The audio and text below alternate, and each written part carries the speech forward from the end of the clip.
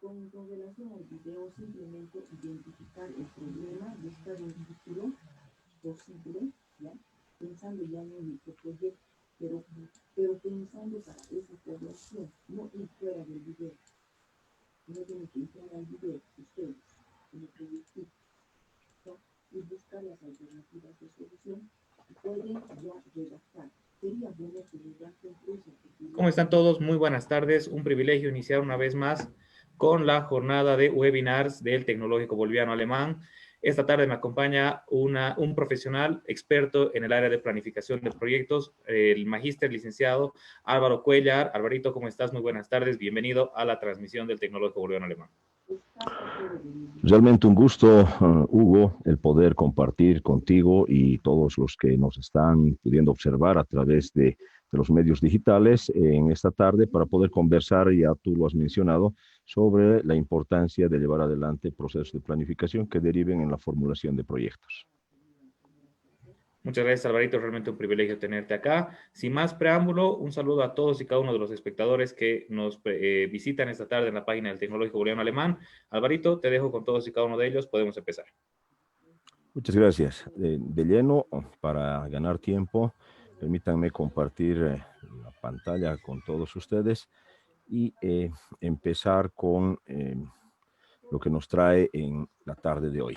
Sin duda, cuando hablamos de planificación, cuando hablamos de proyectos, pues se constituyen estos en herramientas para la reinvención de una realidad que se traduce en el contexto, se traduce en múltiples elementos, múltiples factores que tienen que ver con lo cotidiano, con lo que todos estamos familiarizados y vinculado al ámbito económico, al ámbito social, al ámbito cultural, medioambiental, inclusive político, que requiere de una intervención que debe ser sin duda realizada de modo ordenado. Por eso es que precisamente se habla de planificación. Es urgente, es necesario hacer referencia a este proverbio chino que indica si uno no planifica, es básicamente planificar el fracaso. Pues al no tener ese horizonte, esa visualización de hacia dónde quiere uno llegar, difícilmente va a poderse conducir en ese camino y en ese terreno. Pues al no poderse conducir, sin duda, el intentar llegar a ese horizonte es cada vez más dificultoso y el fracaso es inminente. Pues sin duda el proverbio chino es bastante sabio al respecto y hay que considerarlo.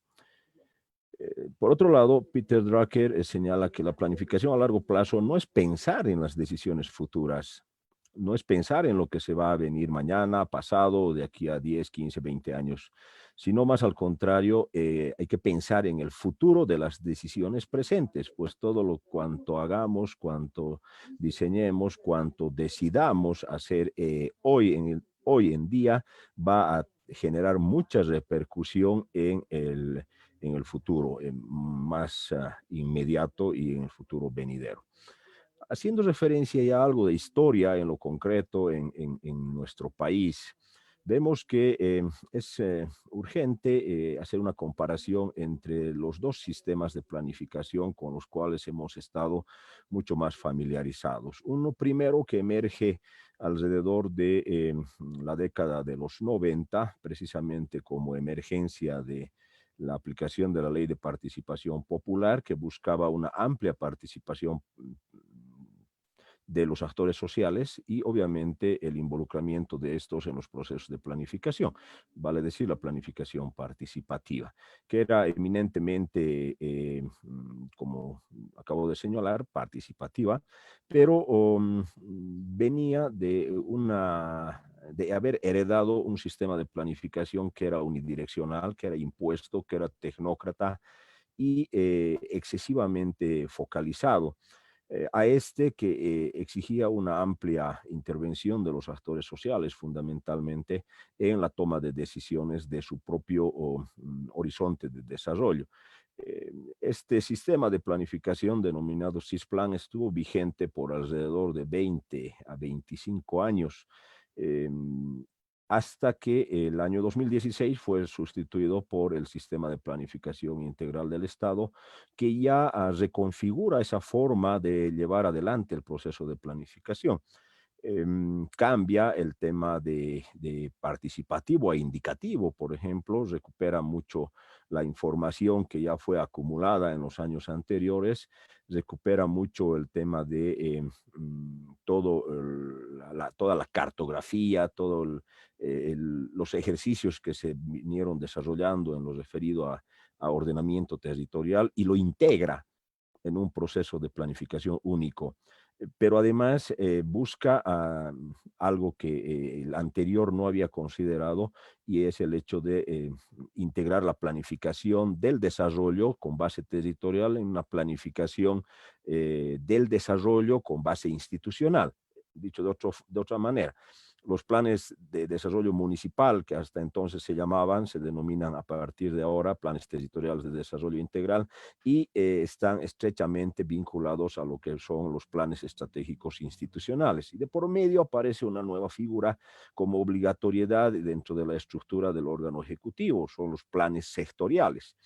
Los ministerios, cabezas de cada uno de los sectores, por normativa ahora, por ley 777, están obligados a elaborar sus planes rectores, sus planes sectoriales. De modo que el vacío que siempre existía en las instancias gubernamentales hasta del Estado, del nivel central, hasta las instancias de los gobiernos locales, ya están debidamente articuladas. Obviamente, lo que se reconoce en todo este contexto son los 3 niveles de gobierno establecidos y reconocidos en el marco de sus competencias, precisamente por la Ley Marco de Autonomías, ¿no? Entonces, esta comparación a efecto de dar inicio con la temática que nos lleva esta tarde, creo que era urgente y necesaria hacerla. Reconocer que dentro del ciclo de la planificación hablamos inicialmente con el primer de los pasos, que tiene que ver con la formulación de estos planes, la asignación de los recursos en el marco de la planificación prevista, la implementación de manera integral, y aquí es donde hay que poner especial atención en el punto que nos trae en esta tarde. Durante la implementación de los procesos de planificación o de los documentos emergentes de estos procesos de planificación es que hablamos de la ejecución de los proyectos. No hay que olvidarse de que hay una diferencia sustancial entre lo que es un plan y un proyecto, aunque en esencia los dos, digámoslo, comprenden muchos pasos comunes, ya que al hacer un proyecto, al formular un proyecto y al ejecutar un proyecto, también se lo hace de manera planificada, ¿no? Sin embargo, cuando ya nos referimos a los documentos emergentes de cada uno de estos, el plan corresponde a un espacio geográfico mucho más grande, toda vez que engloba además a varios sectores que están siendo afectados para lograr un desarrollo mayor. Dicho de otra manera, los planes son la suma de varios programas, y los programas resultan ser la suma de varios proyectos individuales. No hay que olvidarse que los proyectos, dentro de una de las características que tienen, es de que están referidos a un sector, es unisectorial, ¿no? Y bueno, si seguimos este ciclo de planificación, después de la ejecución o la implementación de manera integral, obviamente hay que hacerle el acompañamiento a través del seguimiento y el monitoreo correspondiente con herramientas e instrumentos específicamente diseñados para el propósito, y finalmente la evaluación, y posteriormente, en el marco del ajuste, iniciar nuevamente el ciclo correspondiente, ¿no? Decíamos en este escenario de que el sistema de planificación integral recupera algo que en esencia fue configurado a partir de la nueva constitución política del Estado y el nuevo esquema de gobierno, y es precisamente el horizonte hacia la construcción del vivir bien. Les reitero, en un sentido estrictamente relacionado a lo que es planificación del desarrollo. Pues a partir de esto, lo que la planificación recupera es la gestión integral considerando los sistemas de vida de la madre tierra, es decir, todo lo que es ecología, medio ambiente y todas las repercusiones que esto conlleva, además de la incorporación de un elemento que estaba totalmente disperso en el anterior sistema de planificación, que es la gestión de riesgos y la gestión del cambio climático como tal. ¿No? Estas nuevas definiciones dan lugar al tratamiento del lugar en el que uno reside bajo la denominación de zona de vida o sistema de vida también. Y es pues la relación que uno establece con el contexto, en el entorno en el cual uno desarrolla sus actividades y en el cual uno busca satisfacer las mismas a fin de intervenir sobre este contexto, y a esa intervención es la que le denominamos de aquí en adelante proyecto, ¿no? Los fines que se persiguen a partir del sistema de planificación integral del Estado básicamente tienen que ver con lograr una planificación de corto, de mediano y de largo plazo, la orientación óptima de los recursos, que además, les reitero, esa orientación óptima de los recursos va a ser asegurada a partir de la identificación y la ejecución de aquellos proyectos que correspondan con la problemática o las necesidades que la población está sintiendo. Y obviamente otra de las finalidades de este sistema es realizar pues el seguimiento y evaluación integral de todo el proceso de planificación, cosa que antes no estaba muy bien definido en el anterior sistema.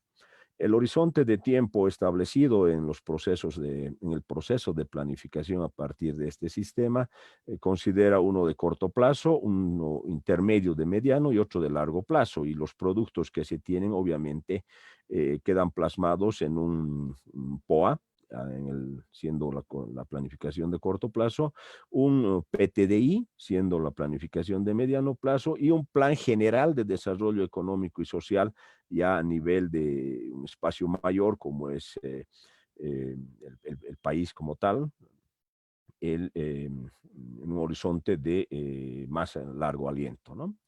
La planificación territorial de desarrollo integral considera obviamente, señalábamos, la posibilidad de mejorar la relación que los pobladores tienen con ese territorio en el cual desarrollan sus actividades a partir de su ocupación, sin que ponga en riesgo la configuración que se tiene de esos sistemas de vida y sin que ponga en riesgo sobre todo el equilibrio en su relación con la naturaleza. Obviamente esto va a ser posible a partir de un proceso adecuado y planificado que le va a permitir ordenar de manera integral ese territorio. El sistema de planificación integral del Estado lo que permitió es vincular lo sectorial con lo territorial. Decíamos a un inicio, el espacio intermedio del nivel central del Estado, de la estructura del órgano ejecutivo, muchas veces no tenía vinculación con lo que ocurría, principalmente en la base de la planificación como unidad de planificación. Fue considerado el municipio. Entonces, a partir de este sistema, se permite esa articulación y se reconoce esta pirámide que es crucial en términos de intentar reflejar el estado de situación en el que se encuentra precisamente el nivel de desarrollo de cada uno de los municipios, departamentos y país en conjunto. Y el equilibrio debe estar expresado en las funciones ambientales a partir del relacionamiento que los pobladores tienen con su entorno, nivel de pobreza a partir de sus necesidades satisfechas, necesidades básicas, y finalmente el tercer vértice, los sistemas productivos sustentables, que básicamente hacen a las intervenciones promovidas desde diferentes ópticas, traducidas en la ejecución de los proyectos, ¿no? De hecho, la estructura es muy importante porque considera algunos elementos que ya hacen a la dinámica de algunas herramientas vinculadas a la formulación de proyectos, como ser el marco lógico, por ejemplo, en el cual se considera con la puntualización de indicadores y resultados. Entonces, la estructura del proceso de planificación a partir del sistema de planificación integral del Estado ya prevé el registro a partir de estas intervenciones, que para nosotros ya llegan a ser proyectos, y los indicadores que van a permitir visualizar los efectos, los impactos y los productos que se habrían generado a partir de esa ejecución. Sin duda, algo fundamental, tanto en este como en la formulación de proyectos, es partir de un diagnóstico que nos muestre un estado de situación en consideración a las diferentes dimensiones que caracterizan en la realidad y en función al ámbito geográfico en el cual se va o se pretende intervenir, ¿no? El nuevo enfoque del ordenamiento territorial, lo que decía, lo que señalaba hace un instante, considera la incorporación del sistema de vida, su articulación con el riesgo y cambio climático y de manera puntual la localización de cada una de estas acciones que vienen a ser los proyectos para nosotros. ¿Cómo operativizamos todo esto que hasta aquí está planificado, ¿no? Precisamente la operativización tiene que ver con el desarrollo de un conjunto de acciones, un conjunto de tareas que son específicas y que se encuentran agregadas en un proyecto identificado que corresponde a la opción o alternativa de solución a un determinado problema, ¿ya? Por una parte. Pero por otra parte, también puede responder a la explotación de una determinada potencialidad. Entonces, un proyecto no necesaria y estrictamente está relacionado a la solución de un problema como tal, sino también puede estar relacionado con la explotación de una potencialidad, dependiendo con qué óptica se mira la realidad y dependiendo si estamos hablando de un proyecto de inversión pública o estamos hablando de un proyecto de inversión privada. El proyecto de inversión pública siempre intentará buscar un beneficio social colectivo, por lo tanto responderá a la resolución de un problema en concreto. En cambio, el proyecto de inversión privada está más enfocado a generar rentabilidad de tipo individual. Es un inversionista privado el que destina recursos para desarrollar este tipo de proyecto y por lo tanto irá no a resolver un problema, sino irá a explotar una potencialidad, ¿sí? Como el contexto actual nos está demandando, por ejemplo, la emergencia de varios microproyectos vinculados a temas académicos, vinculados a temas de alimentación, la provisión de alimentos, los famosos delivery que han ido surgiendo, dada la coyuntura, y pues son microproyectos que emergen también de ese tratamiento, al igual que en otros contextos. La sumatoria de varios proyectos que tienen homogeneidad en los objetivos que pretenden alcanzar, va a derivar en la configuración de un programa.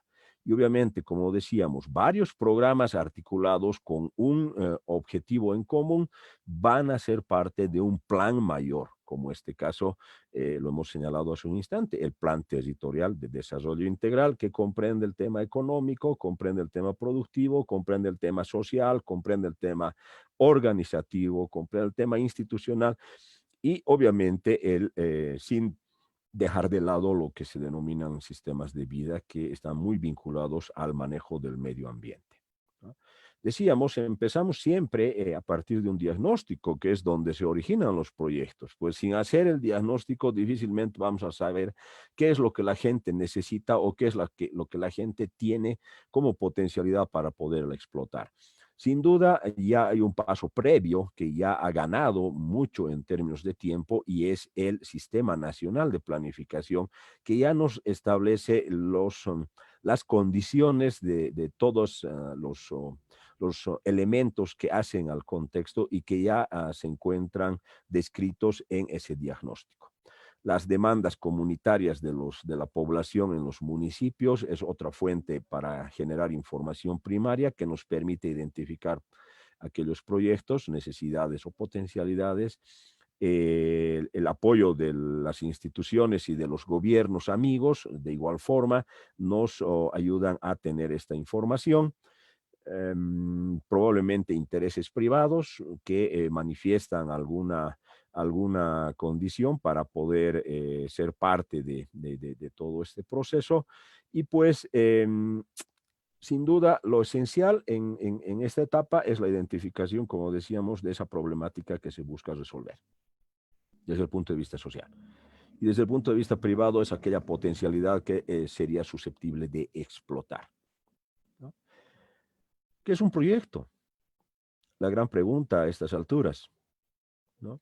Un proyecto, sin duda, es un medio para dar solución a algo, es la respuesta para dar solución a algo, es la solución directa de un problema, es un conjunto de acciones que están articuladas, entrelazadas a modo de eslabones que van a permitir alcanzar algo, es el propósito de pasar de una situación a otra, es una propuesta de acción, es un medio para asignar recursos, es un instrumento de cambio, es una respuesta a una necesidad, pero sin duda lo que sí es un proyecto es un puente que va a permitir el paso de una situación actual de insatisfacción a una situación futura mejorada, una situación deseada mejorada. Entonces, en definitiva, el, el proyecto es aquel instrumento, aquella herramienta que va a permitir a alguien mejorar su actual condición, transformar esa actual condición para proyectarla o enfocarla, en todo caso, a una situación futura en mejores condiciones. De estas definiciones se desprenden pues varias que hacen referencia a lo que es un proyecto, ¿no? Un proyecto es un núcleo de la planificación operativa, no estratégica, es operativa. Debe ser consistente con la planificación estratégica, lógicamente, porque se descuelga y se desprende de esta, va a permitir consolidar los lineamientos de desarrollo en términos de estrategia en determinado territorio, organiza los recursos, tanto humanos, materiales, financieros, tecnológicos, para el logro de esos objetivos en torno al desarrollo de las actividades. Lo hace siempre en función de objetivos establecidos, tiene un plazo acotado en un límite de tiempo, un costo determinado plasmado en un presupuesto, debe ser desarrollado bajo los lineamientos de una gerencia, alguien responsable de la ejecución, involucra un conjunto de un conjunto de población que está claramente definida, que por diferentes motivos no es conveniente denominarla beneficiarios. Hasta hace algunos años atrás se los denominaba así, pues se ha visto de que no todos los proyectos, llegado el momento, al culminar la ejecución, logra beneficios para todos. En algunos casos se tornan estos beneficios en sentido negativo y pues se han encontrado algunos casos de proyectos que no han logrado esos impactos o esos efectos generados. Por lo tanto, es mejor hablar de población destinataria o población involucrada, de modo que sepamos y podamos identificar con quienes se cuenta en el proceso de elaboración, el proceso de ejecución. ¿Por qué diseñamos proyectos? Los proyectos sin duda se diseñan, como se mencionaba hace un instante atrás, debido a que existe un problema que está afectando el desarrollo que la gente quisiera tener o alcanzar. Sin duda es un obstáculo, es un freno al desarrollo. Este obstáculo obviamente está vinculado a la deficiencia de algo o en algunos casos a la inexistencia ¿sí? Ojo, no estamos haciendo referencia, y no hay que confundir aquí, de que un problema es la inexistencia de algo, o la falta, o la carencia de algo. No es así. Sino estamos haciendo referencia de que el obstáculo del desarrollo está siendo provocado porque hay algo ineficiente, hay algo deficiente o hay algo inexistente. Básicamente no hay. ¿Sí? Entonces, ese obstáculo da lugar a generar una idea de proyecto, a provocar de que la gente, las instituciones puedan identificar esa idea de proyecto. La situación actual, veíamos, y la situación futura es el sueño, es el ideal, es lo deseado, es transformar la forma, la manera de sembrar, de cultivar tradicionalmente con un yugo, con un arado, y pues utilizar tecnología, utilizar mecanización para que nos permita obtener mejores niveles de producción o de productividad. ¿Ya? Entonces, a partir de la modificación de esa situación de insatisfacción, llamada situación actual, es que se busca ejecutar el proyecto. Si existe una situación actual de insatisfacción, obviamente existe también una situación futura deseada, que es el resultante de esa intervención. Y esa intervención para nosotros y para todos se llega a denominar proyecto. Es importante hacer una aclaración aquí, puesto que hay muchas dudas principalmente estudiantes a nivel universitario y en el nivel técnico, y confunden lo que es un proyecto de investigación con un proyecto de intervención.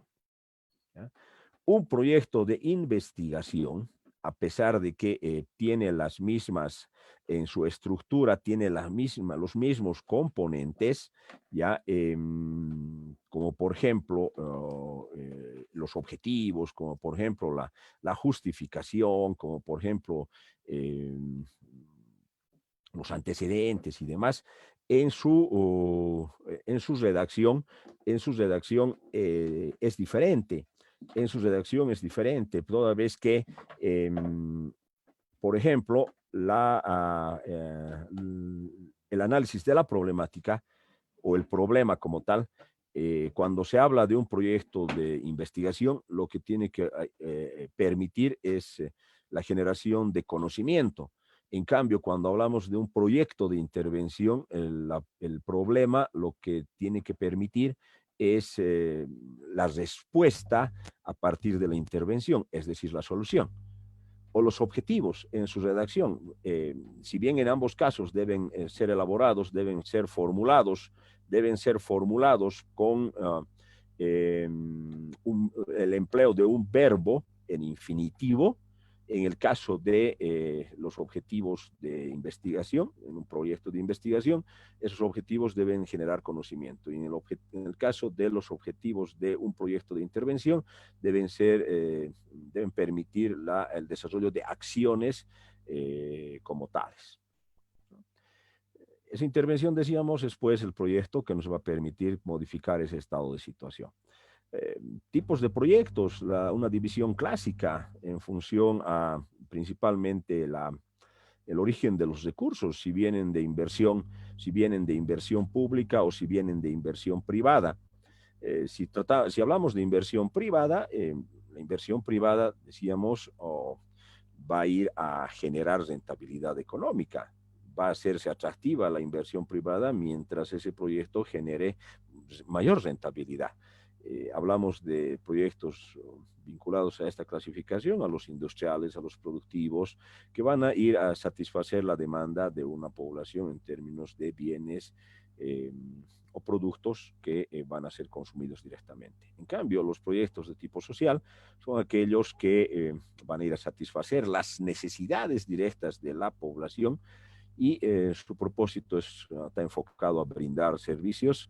Normalmente requieren la subvención y financiamiento del Estado o la participación de algunas fuentes de cooperación, principalmente de carácter internacional.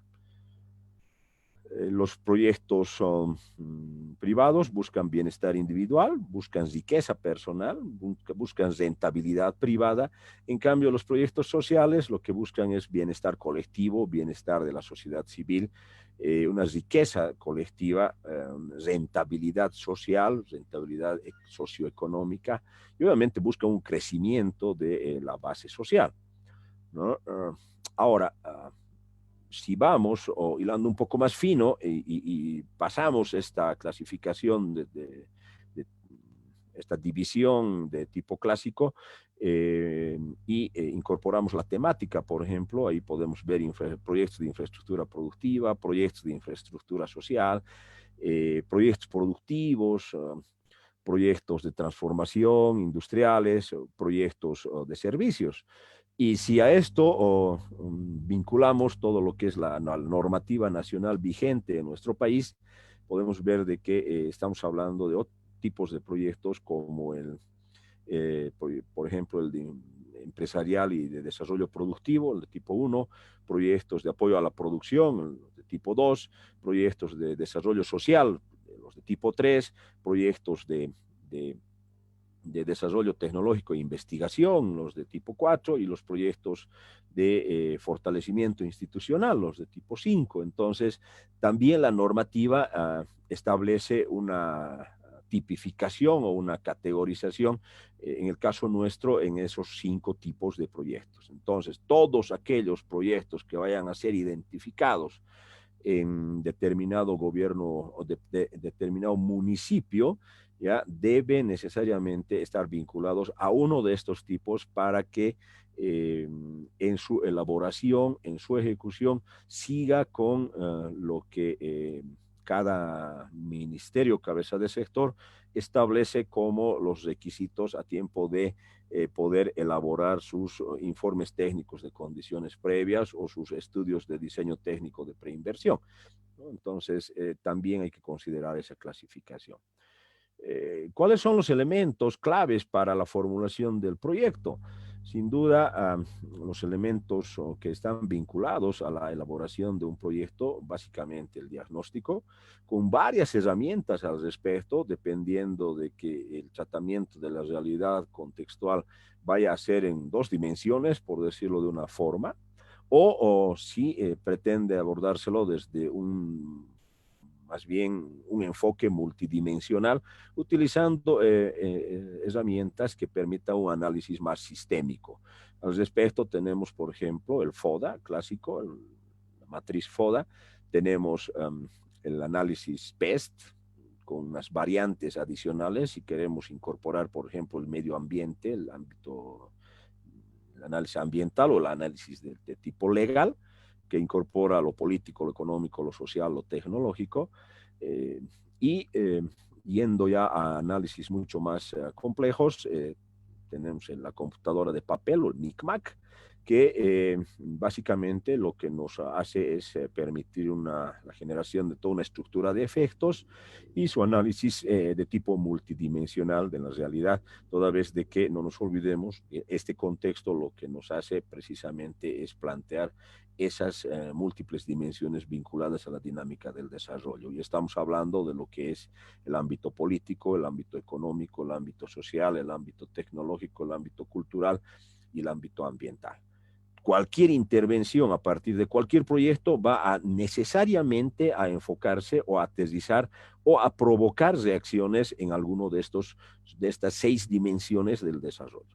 Pues ese diagnóstico nos va a permitir tener conocimiento de cómo está funcionando esa dinámica y a partir de ella optimizar esa situación actual y lógicamente esa optimización se va a traducir en la identificación de un proyecto cuya intervención va a modificar esa situación. El análisis de alternativas que deben ser sujetas de tratamiento, toda vez de que no todas aquellas que sean identificadas y que estén orientadas a a revertir ese estado negativo de la situación, tienen los mismos costos, implican los mismos tiempos o requieren los mismos recursos. Entonces, hay algunas que son más exigentes que otras y dependiendo si la respuesta va a ser más inmediata que tardía, la alternativa debe ser seleccionada. Pues esa evaluación de alternativas precisamente va a permitir que al final nos quedemos con aquella que implique menos costo y aquella que implique menos recursos y en el menor tiempo posible, mejor dicho, pueda revertir ese estado de situación. Un cronograma de actividades sin duda importante porque hay que hacerle el adecuado seguimiento al avance de la prosecución de las actividades que están comprendidas dentro de cada una de estas alternativas y obviamente el presupuesto que va a permitir destinarle los recursos a fin de ir logrando progresiva y paulatinamente cada una de estas actividades. El presupuesto no está escrito en piedra, por lo mismo su nombre, se presupone que se va a gastar esa cantidad de recursos, se va a destinar la cantidad de recursos y el proyecto va a costar esa cantidad de recursos. Pues es importante tenerlo, toda vez de que nos permite tener una aproximación mucho más real a cuánto es que efectivamente se va a tener que destinar de los recursos y de qué manera vamos a poder obtener los mismos. Hasta aquí, Hugo y toda nuestra población que nos ha estado acompañando en esto que viene a ser importante para nosotros y que nos ha permitido tener una primera aproximación de la vinculación de lo que vienen a ser los proyectos con la planificación integral, en este caso del Estado boliviano, y su asidero en términos de respuesta a la problemática y en términos de la posibilidad de encontrar alternativas de solución o las opciones de generación de emprendimientos que permitan explotar las potencialidades que las personas tienen o que se encuentran en determinados territorios. Muchas gracias, Alberto. Realmente muy importante todo lo que mencionas dentro de la presentación. Creo que son tópicos que todos y cada uno de los proyectistas que vayan a realizar e implementar todas y cada una de estas etapas y fases que tienen de trascendental importancia en el desarrollo de un proyecto, sean tomadas en cuenta como tal, como lo mencionas, y principalmente que le den la importancia del caso. Sí, sin duda es muy importante poder tomar atención a esto, toda vez de que muchas veces nos quedamos en la nebulosa en el sentido de, ¿y ahora de dónde sale un proyecto? Y ahora el proyecto lo podemos configurar de manera hipotética con datos de información secundaria o debemos recogerlos con participación de los actores. Y es importante considerar precisamente de que todos los proyectos deberían descolgar de un documento o mayor, como es un plan territorial, un plan institucional que por un lado van a permitir intervenir en ese espacio geográfico como el municipio o intervenir en una institución para mejorar, por un lado, el desarrollo territorial o por otro lado, el desarrollo institucional. Totalmente de acuerdo, Alvarito. Prosigamos con una pregunta que la tenemos de uno de nuestros espectadores, ¿te parece? Claro que sí, por supuesto. La cual dice, ¿qué consejo le daría a un emprendedor en la circunstancia actual del país para realizar una correcta planificación estratégica en sus proyectos? Sin duda, ya desarrollando toda la metodología para la formulación de proyectos y utilizando lo que los planificadores y proyectistas le llamamos el marco lógico, hay una columna que es clave, que normalmente es la que menos la utilizamos y es que está vinculada muchas veces al más común de nuestros sentidos y el que no todas las personas muchas veces lo ha podido desarrollar de mejor forma y es el sentido común, ¿no? ¿Y a qué hago referencia con esa columna en el marco lógico? Son factores externos que pueden, por un lado, facilitar el desarrollo del proyecto o en su caso obstaculizar el mismo y son los supuestos. En la columna de los supuestos, ya cuando podamos ver más adelante en otro contacto, en la configuración del marco lógico, deben considerarse elementos como los que actualmente nos vienen azotando. Nadie había previsto el hecho de que íbamos a ser parte y damnificados además de una situación como la pandemia. Ningún proyecto en el mundo, yo les aseguro, de que consideró eso como parte de los supuestos. Es un factor externo, ajeno a la dinámica del proyecto y que obviamente el gerente, la institución o la empresa no va a poder controlar. Pues la recomendación es que seamos bien cautos y seamos bien prudentes a tiempo de formular los proyectos para considerar todo aquello que el entorno va a provocar y que puede constituirse en favorable o desfavorable a la ejecución de las inversiones. Peor aún si se trata de una inversión privada, puesto que el privado no va a ir a extenderle la mano al conjunto de la sociedad civil, a pesar de que dentro de su concepción tenga un fuerte componente de responsabilidad social empresarial, por ejemplo, pero al final su interés máximo es generar rentabilidad privada individual, no colectiva. Si bien ese emprendimiento va a ir a satisfacer una necesidad colectiva, pero el emprendimiento, la inversión, no es del conjunto de la gente, es de una sola persona. Muchas gracias, Alvarito, por contestar de manera idónea toda la interrogante que nos plantean nuestros espectadores. Realmente un privilegio tenerte en las transmisiones webinar del Tecnológico Boliviano Alemán. A nombre de todo el plantel administrativo y docente, te doy las gracias. Estoy seguro que más adelante tendremos más transmisiones y más proyectos a trabajar contigo.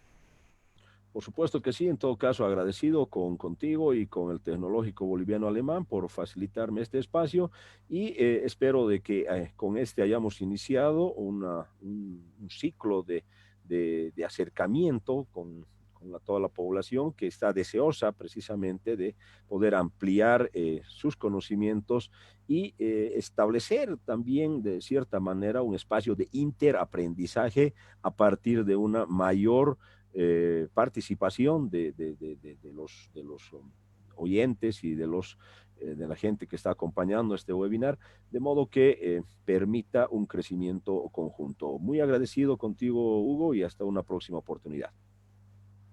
Con mucho gusto, Alvarito. Como sabes, todas las puertas del Tecnológico Boliviano Alemán están abiertas para que sigamos trabajando. Una vez más, muchas gracias a todos y cada uno de nuestros espectadores. Nos vemos en un próximo webinar. Tengan todos una linda tarde. Hasta luego.